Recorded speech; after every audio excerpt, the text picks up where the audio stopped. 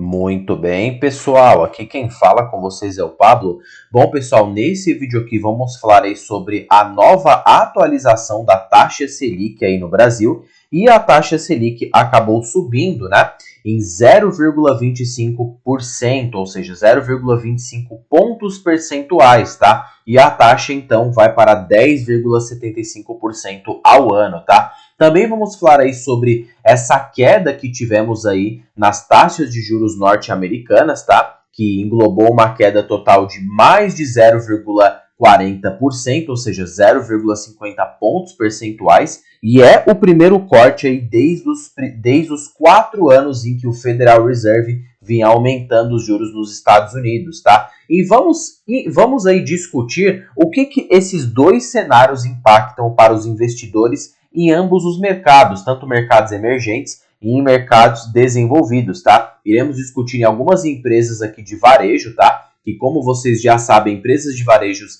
elas são afetadas em uma magnitude mais elevada com os juros das economias globais. E vamos citar aí sobre se vale a pena ou não continuar investindo na Bolsa Brasileira mediante a estes cenários, tá? Mas antes de iniciar esse vídeo, pessoal, já peço para que vocês se inscrevam no canal. Estamos atingindo quase 1000 inscritos no canal, pessoal. Fico muito feliz aqui com esse número. Então se inscrevam no canal, compartilhe esse vídeo, deixe nos comentários sugestões e não se esqueçam de ativar o sininho para receber todas as notificações que esse canal produzir, tá? E para quem ficar aqui até o meio do vídeo, eu vou revelar aqui uma surpresa para vocês de uma empresa que está com múltiplos bem baixos e tem aí uma projeção de crescimento no médio a longo prazo, que está de fora no mercado. E essa empresa está em um setor até que distinto, que eu acabo não citando aqui no canal com tanta frequência, tá? Bom, iniciando então aqui esse vídeo, pessoal, vale ressaltar que de todas essas empresas que eu vou citar aqui, eu apenas detenho o Banco do Brasil, tá? Não detenho a Sanepar, nem a Magazine Luiza, nem a Vulcabras e nem a Cyrela, tá? Basicamente não estou exposto ao setor de varejo brasileiro. E com o passar do vídeo, eu vou explicar o porquê eu não estou exposto a esse setor, tá? Bom, e antes de prosseguirmos aqui, já digo aí para vocês, pessoal, também considerem em aderir esta planilha, tá?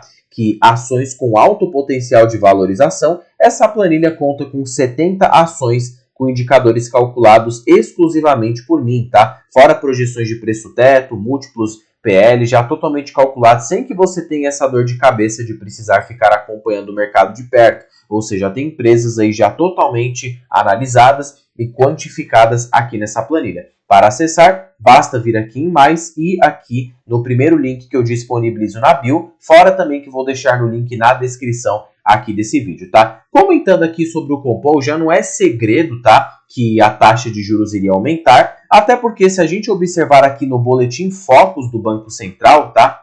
O Banco Central disponibiliza no boletim Focus dele todas as atualizações monetárias da taxa Selic. Perceba aqui que no boletim Focus, se a gente dar um zoom aqui, perceba que as metas para 2024 já eram esperadas pelo mercado, até porque a gente previa uma alta no IPCA, tá? Que é o Índice Geral de Preços ao Consumidor Amplo, uma alta aí de 4,22 para 4,25, né? Também aí uma alta no câmbio, que isso aqui acaba aumentando a inflação e também a taxa de juros.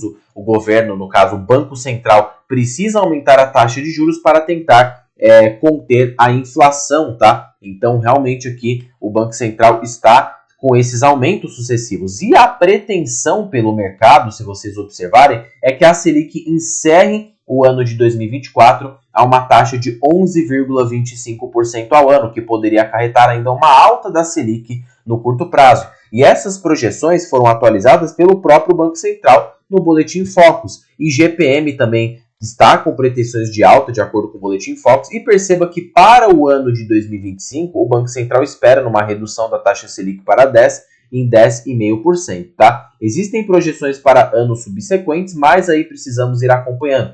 E perceba que o Banco Central apenas projeta em derrubar a Selic para o ano de 2026, tá? E o que isso aqui, pessoal, impacta de fato nos seus investimentos? Isso aqui é bom para quem tem aplicações em renda fixa, tá? Ou seja, títulos do Tesouro, seja pré-fixado, pós-fixado ou CDBs de liquidez diária para ganhar rendimentos mensais. porque com uma alta da Selic, os títulos em geral e os CDBs, né, eles vão passar a render mais, tá, com uma Selic mais alta. Portanto, para quem espera ganhos com marcação a mercado, pode não se contentar muito com esse cenário, que depende de uma queda de juros para ganhar com a valorização dos títulos. Mas, para quem tem aí seu dinheiro posicionado apenas para ganhos fixos, acaba se beneficiando com uma taxa de juros mais elevada, tá? O pessoal aí que gosta de fazer aí carry trade, né, se aproveitar de economias divergentes da nossa para se aproveitar de taxa de juros mais altas, os grandes fundos acabam fazendo isso aqui no Brasil, com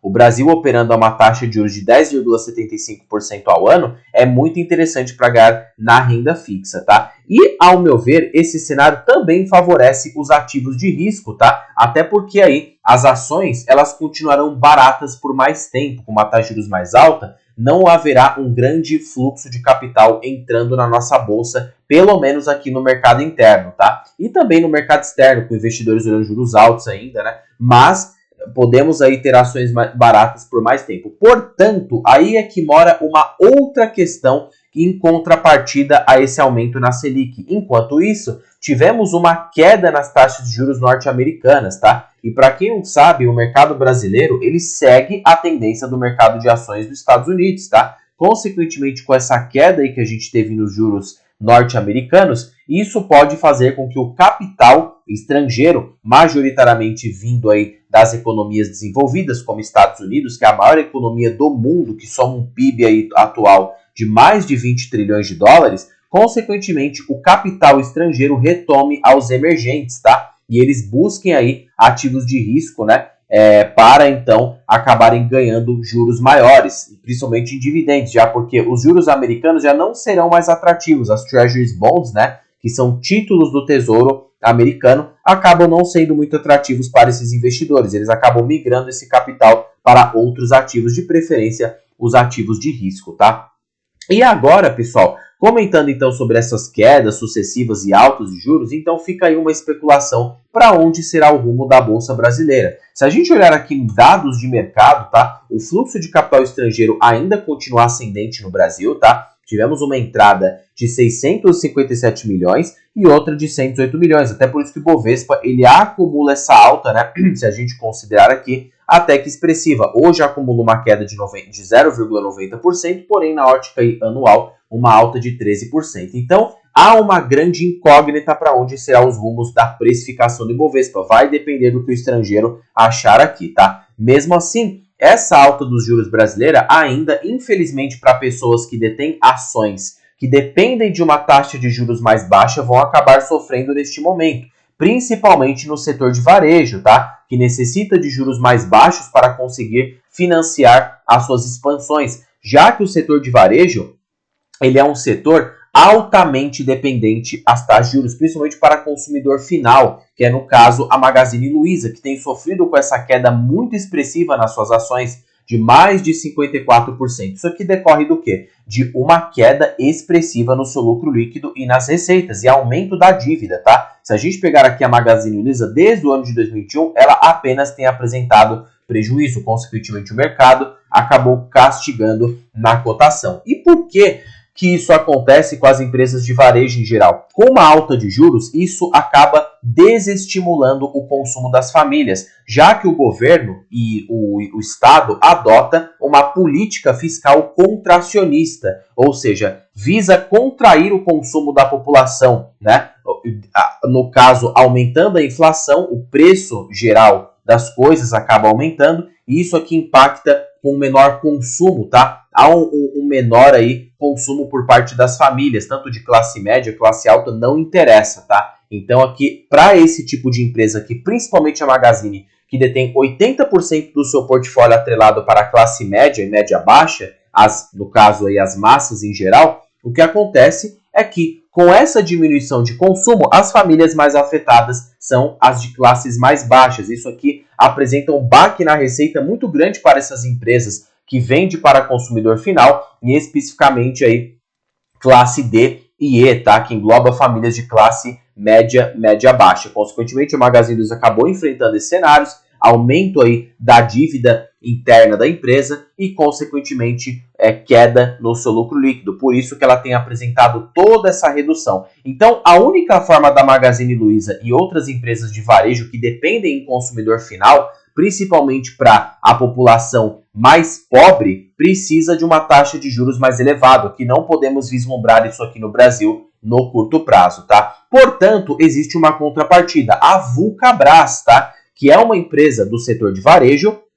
Portanto, é uma empresa que atua na parte de produção dos materiais para o varejo, ou seja, ela não vende para consumidor final, ela vende sim para distribuidoras, né? Ou seja, ela acaba aí distribuindo seus produtos para distribuidoras do próprio setor. Ou seja, se vocês analisarem aqui no resultado da empresa, perceba que mesmo nesse cenário de juros elevados, a Vulcabras tem se beneficiado com crescimento aqui, né, basicamente de 1,5 na sua produção, margem bruta veio muito boa, lucro líquido veio em 139 milhões, EBITDA também veio muito bom em linha, e perceba que a companhia teve crescimento, ela atua nessa parte de calçados, e se vocês forem aqui no perfil corporativo da Vulcabras, indo nessa parte aqui de perfil, perceba que a empresa, ela possui basicamente a liderança, né, no mercado aí, no caso de varejo, portanto, para a parte aqui da Olímpicos, que é campeã nacional de vendas de tênis,